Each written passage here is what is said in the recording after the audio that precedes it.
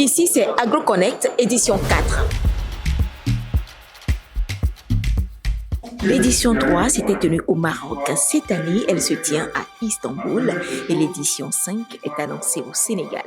Alors, c'est quoi concrètement AgroConnect?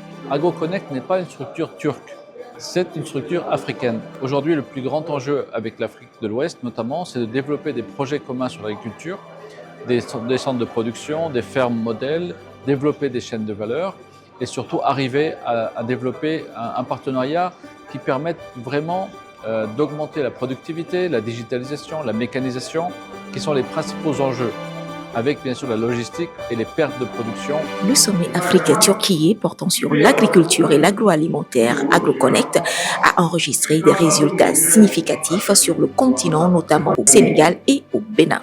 Nous sommes installés au nord du Bénin.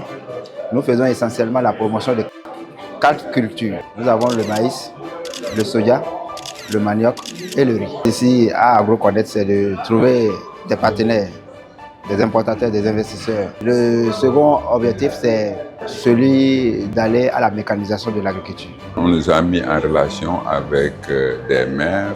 Il y a beaucoup de potentialité ici en Turquie. À ce sommet, le Maroc vante son potentiel agricole en tant que pays qui produit des millions de tonnes de céréales par an.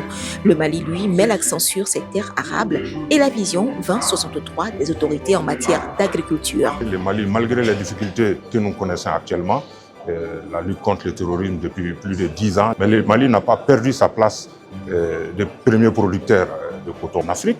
Et puis voilà, par rapport au cheptel, le Mali exporte beaucoup de bétail. Nous sommes parmi les premiers. Et nous voulons désormais transformer sur place pour avoir de la plus-value et pour faire vivre plus de Maliens et que l'éleveur et le cotonculteur puissent vivre à la sueur de leur front de façon digne.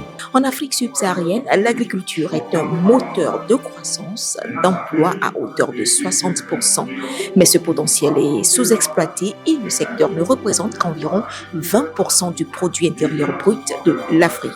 On ne veut pas en fait que ce soit une conférence. On va se déplacer sur le terrain, on va rencontrer les opérateurs économiques, donc c'est un projet dynamique. Pour développer l'agriculture en Afrique, la Banque africaine de développement recommande le recours aux technologies à fort impact permettant aux pays africains de se nourrir eux-mêmes. Et c'est ce que tente d'apporter AgroConnect, la plateforme qui connecte les entrepreneurs africains entre eux et ensuite les entrepreneurs africains et ceux de la Turquie.